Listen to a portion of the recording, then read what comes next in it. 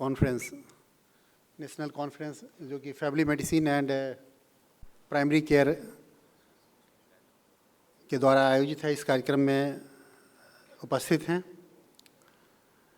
Lieutenant general साधना Nair ma'am जो कि DGMS army हैं। इस कार्यक्रम में उपस्थित हैं लेजेंडरी क्रिकेटर श्री मदन लाल जी। इस कार्यक्रम में उपस्थित हैं डॉक्टर अतुल कोतवाल जी जो डायरेक्टर हैं NHSRC के, और इस कार्यक्रम में उपस्थित हैं प्रोफेसर मीनू सिंह मैम जो डायरेक्टर हैं एम्स ऋषिकेश की।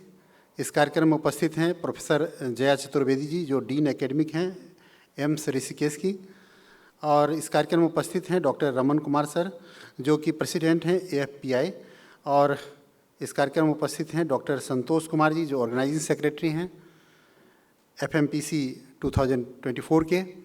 और इस कार्यक्रम में उपस्थित all ladies and gentlemen, esteemed colleagues, honored guests and members of the Academy of Family Physician of India, faculty and students of AIIMS Rishikesh. आप सबों को मैं डॉक्टर राजभूषण चौधरी नमस्कार करता हूँ, प्रणाम करता हूँ। Today we celebrate a significant milestone in the journey of medical excellence and community health. The Foundation Day of Academy of Family Physician of India. This occasion is not just a celebration of years gone by, but a recommendation to our vision for the future of family medicine in our beloved country. Today we celebrate the essential and transformative role of family physician in our nation's healthcare system. It is an honor and privilege to stand before you today at AIIMS Rishikesh. This occasion marks a significant milestone in our collective journey towards enhancing the standard of family medicine and improving healthcare delivery across our great nation. AIIMS Rishikesh is a beacon of hope and a hub of medical excellence. Under the able leadership of Director AIIMS Rishikesh has achieved various milestones like air ambulance to serve the hilly area of Uttarakhand for trauma and disasters. Second, pioneer in drone service for hilly areas of Uttarakhand. Center of Excellence in Telemedicine, social outreach service to remote Uttarakhand with doorstep care. Together, we can collaborate to further enhance the platform for research and education in family medicine, ensuring that our healthcare professionals are always at the forefront of knowledge and innovation. Today, we also gather to commemorate the National Family Medicine Day, which recognizes family physicians' invaluable contribution and critical role in our healthcare system. It is an occasion to honor the commitment, dedication, and passion that family medicine practitioners embody as they serve our communities. As I stand before you, I am reminded of the profound impact that family physicians have on the health and well-being of our communities.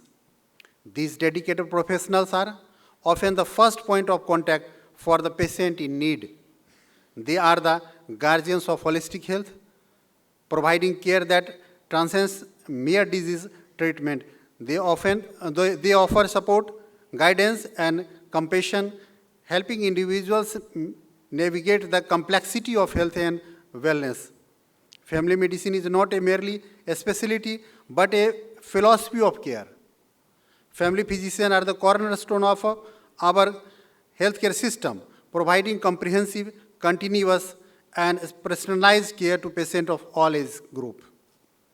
They are often the first line of defense in our healthcare journey, developing lifelong relationship with their patient and understanding the broader context of their lives, including their families, social situations, and environments. Family physicians are trusted caregivers and advocates and educators also.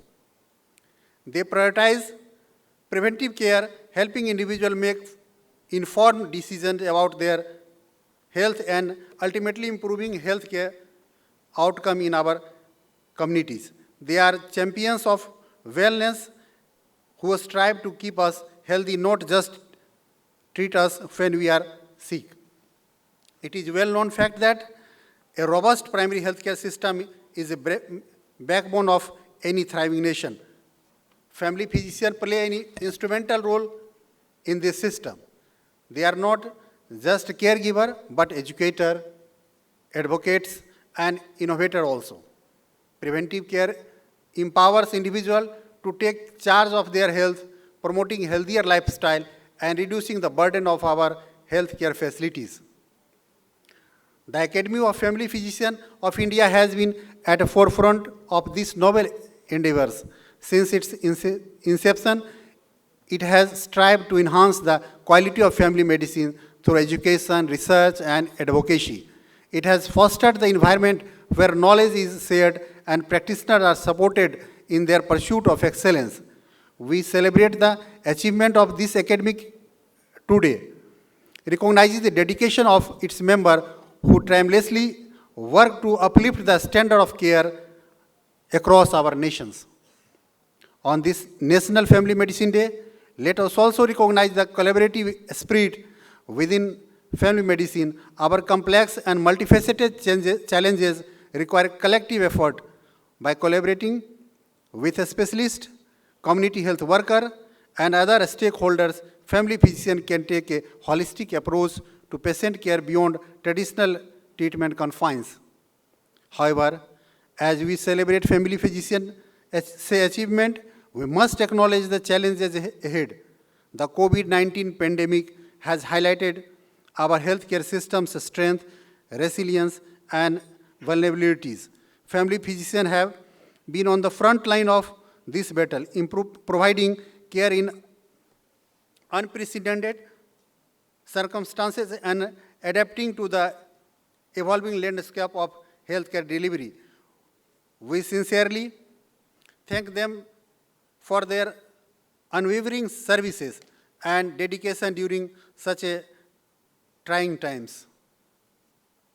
The landscape of healthcare is evolving at an unprecedented pace. We face new challenges from emerging disease to technology advancement, from changing demographics to the pressing need for mental health support. Family physicians must adapt and innovate to meet these challenges head-on. We must embrace lifelong learning and stay abreast of the latest medical science and patient care development.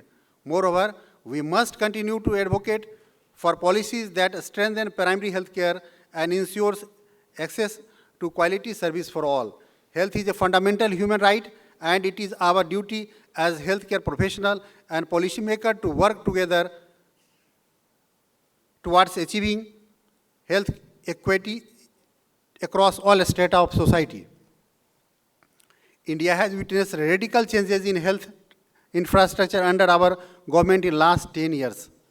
Thanks to a program like flagship Ayushman Bharat Pradhan Mantri Jan Arogya Yojana scheme that ensures universal health coverage to crores of people, poor families, and Ayushman Bharat digital mission that is revolutionizing healthcare in India through digitization of health record via Ayushman Bharat health account, that is ABHA. Our government has made several notable achievements in the field of public health, focusing on enhancing the healthcare delivery and access to across India. Some key highlights are, Ayushman Bharat Yojana and Pradhan Mantri Jan Arogya Yojana. Ayushman Bharat योजना में हम सब देश में जो poor family के लोग हैं, जिनको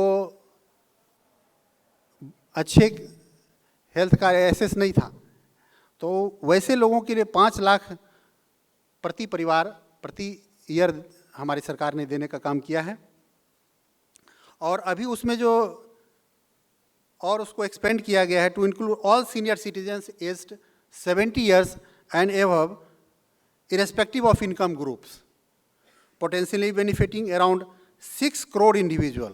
इस योजना से 6 करोड़ लोग लगभग लाभान्वित होंगे और इस तरह से ये बहुत बड़ा योजना है देश के लोगों के हेल्थ केयर को अपलिफ्ट करने में। सरकार की दूसरी योजना है नेशनल टीबी एलिमिनेशन प्रोग्राम। आप सब जानते हैं कि इस योजना के माध्यम से टीबी हमारा उद्देश्य है कि 2025 तक ट्यूबरकुलोसिस को देश से एलिमिनेट करना, ख़त्म करना, और इस के लिए हम लोग रैपिड मॉलिक्यूलर टेस्ट करते हैं, एक्सरे लेते हैं, और इसके कारण क्या होगा, टीबी का डिटेक्शन इजी हो जा रहा है और हम टीबी मुक्त भारत का सपना देख रहे हैं। हम लोग कोशिश कर रहे हैं कि टीबी मुक्त भारत बनाएं। और जैसा कि आप सब जानते हैं कि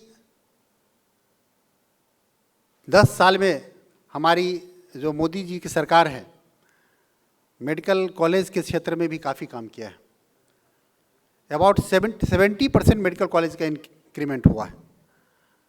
आपको जानकर आश्चर्य होगा कि 2014 से पहले 70 साल की जर्नी में मात्र 7 एम्स थे ऑल ओवर इंडिया में, और अभी 23 एम्स हैं, फंक्शनिंग 23 एम्स हैं। और टोटल अगर हम बात करें मेडिकल कॉलेज की, तो पहले 387 मेडिकल कॉलेज थे ऑल ओवर इंडिया में, और आज 706 मेडिकल कॉलेज हैं हमारे पास। तो ओनली 10 ईयर्स में हमने लगभग डबल किया है मेडिकल कॉलेज के स्ट्रेंथ को। एमबीबीएस सीट की बात करें तो 2014 से पहले पूरे देश में 51,348 मेडिकल स्टूडेंट एमबीबीएस सीट था हमारे पास, और आज 1,08,940 सीट है मेरे पास। तो निश्चित रूप से इस क्षेत्र में भी डबल हम हुए हैं। जहाँ तक पीजी सीट की बात है तो 2014 से पहले 31,185 ही हम पीजी प्रोड्यूस कर पाते थे। आज हम 70,645 पीजी सीट हमारे पास देश में है। तो निश्चित रूप से हमारी जो सरकार है वो प्रयास कर रही है कि हम मेडिकल के क्षेत्र में काफ़ी काम करें, ताकि जो हमारा मिशन है विकसित भारत का 2047 तक, जब तक हमारा हेल्थ केयर सिस्टम इम्प्रूव नहीं करेगा हम उस गोल को अचीव नहीं कर सकते हैं। इसलिए हम सबों को लगना होगा, हम सबों को प्राइमरी जो फैमिली मेडिसिन है का कंसेप्ट है उसके लिए काम करना होगा, क्योंकि इसका एक बहुत अच्छा अभी हमारे प्रेसिडेंट साहब ने बताया कि अभी क्या हो रहा है कि टर्शियरी केयर पर इतना लोड बढ़ गया है। अब उनको अपर रेस्पिरेटरी ट्रैक्ट इन्फेक्शन भी दिखाना है, सिंपल वायरल फीवर भी दिखाना है, तो टर्शियरी केयर में आएंगे वो, और हार्ट की का भी ऑपरेशन वहीं होना है। तो लोग को लगता है कि सारा सिस्टम टर्शियरी केयर पर ही लोड बढ़ गया है। अगर हम लोग उसको प्राइमरी केयर फिजिशियन के माध्यम से उसको अगर वहाँ सॉर्ट आउट नहीं करेंगे तो निश्चित रूप से हम आने वाले दिनों में हमारा सिस्टम फेल कर सकता है। हमारी सरकार ने एफोर्डेबल मेडिसिन और डायग्नोस्टिक्स का भी व्यवस्था किया है, जिसके तहत प्रधानमंत्री भारतीय जन औषधि योजना अलग अलग जगहों में खोला जा रहा है, जहां बहुत ही सस्ती दर पर अच्छी क्वालिटी की मेडिसिन उपलब्ध कराया जा रहा है। इस तरह से हम लोगों ने हेल्थ के सेक्टर में काफ़ी लंबी जर्नी तय की है, लेकिन एक स्ट्रेटजी के तौर पर फैमिली मेडिसिन को जब तक हम आगे नहीं बढ़ाएंगे तब तक हमारा कोई भी सिस्टम, कोई भी इंश्योरेंस पॉलिसी कारगर नहीं हो सकता है। इसलिए कि भारत का जितना आबादी है उस हिसाब से आप देखेंगे तो एक एमपी के तौर पर हम लोग का एक क्षेत्र के डेवलपमेंट के अलावा दिल्ली में एक काम होता है कि पेशेंट को एम्स में दिखा देना, ये भी बहुत बड़ा काम है। उसके लिए हमको स्पेशल लड़का रखना पड़ता है। लोगों का एक एक्सपेक्टेशन होता है कि जब दिल्ली जाएं तो एम्स में कम से कम नंबर लगवा दें और भर्ती करा दें जल्दी से। तो जबकि अब हर स्टेट में लगभग एम्स खुल रहा है, तो कहीं ना कहीं हमको ये सिस्टम डेवलप करना होगा कि लोगों को काउंसलिंग भी करें कि छोटे मोटे चीज़ का इलाज स्टेट में भी हो सकता है आपके सदर अस्पताल में भी हो सकता है, फैमिली फिजिशियन भी कर सकते हैं। हर चीज़ के लिए बड़े अस्पताल में जाने की ज़रूरत नहीं है। और फैमिली मेडिसिन के क्षेत्र में एक चीज़ और है कि जैसा कि मैंने अपने लाइफ में देखा है कि हम एक छोटे से जगह में प्रैक्टिस हम लोगों ने शुरू किया था, और जहाँ पर जिस समय हमने प्रैक्टिस शुरू किया उस समय इवन नेबुलाइजेशन की फैसिलिटी नहीं थी। लेकिन क्लिनिकल अपना जो स्किल है, क्योंकि छोटे जगह में आपको कोई इन्वेस्टिगेशन भी सपोर्टिव नहीं होता है, कोई अच्छे पैथोलॉजिस्ट नहीं हैं, कोई सोनोलॉजिस्ट नहीं है। बहुत सारे जगह ऐसी स्थिति है जो लोग कहते हैं कि अल्ट्रासाउंड, और मेरा मानना है कि वो अल्ट्रासाउंड होता है वहाँ पर। गांव ग्रामीण क्षेत्रों में जो इवन जो कुछ टेक्नीशियंस लोग करते हैं तो वो आपको सपोर्ट नहीं करेंगे। तो क्लिनिकल स्किल ही आदमी का काम करता है, और हम लोगों ने उस तरह से वहाँ पर काम किया। तो फैमिली फिजिशियन का बहुत बड़ा रोल है। अगर फैमिली फिजिशियन के क्षेत्र को एम्पावर किया जाए, इसको बढ़ाया जाए, तो आने वाले दिनों में हमारा जो इंश्योरेंस है, चाहे टर्शरी केयर पर जो इतना लोड बढ़ रहा है, उसको भी हम कम करने में सक्षम हो पाएंगे।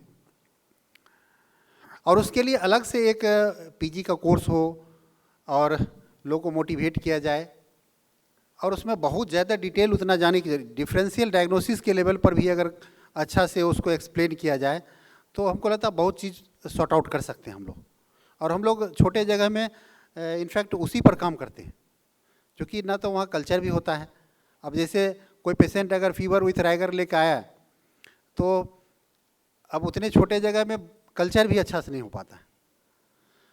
तो क्लिनिकल जजमेंट करना पड़ता है लोगों को, और वो तभी संभव हो पाएगा जब आप डिफरेंशियल डायग्नोसिस पर ज़्यादा एम्फेसिस दे पाएँ। तो एक फैमिली मेडिसिन का ऐसा बुक हो जिसमें इटियोलॉजी से लेकर के बहुत ज़्यादा डेप्थ पैथोफिजियोलॉजी पर नहीं ध्यान देते हुए उसका डायग्नोसिस तक कैसे पहुंचा जाए, ये फ्लो चार्ट हो, और उसमें डिफरेंशियल डायग्नोसिस को ज़्यादा एम्फेसिस दिया जाए, ताकि लोग डायग्नोसिस कर लें कि हाँ ये क्या है, ये प्रॉब्लम क्या है, और ये मेरे लेवल का चीज़ है कि इसको बाहर रेफ़र करने की ज़रूरत है। इतना अगर कर लेते हैं तो निश्चित रूप से आने वाले दिनों में टर्शरी केयर पर हम लोग लोड कम कर पाएंगे। इतना ही कहते हुए आप सबों को बहुत बहुत बधाई। आप सब आए और आपने इतने बड़े मंच पर मुझे मौका दिया, इसके लिए बहुत बहुत धन्यवाद।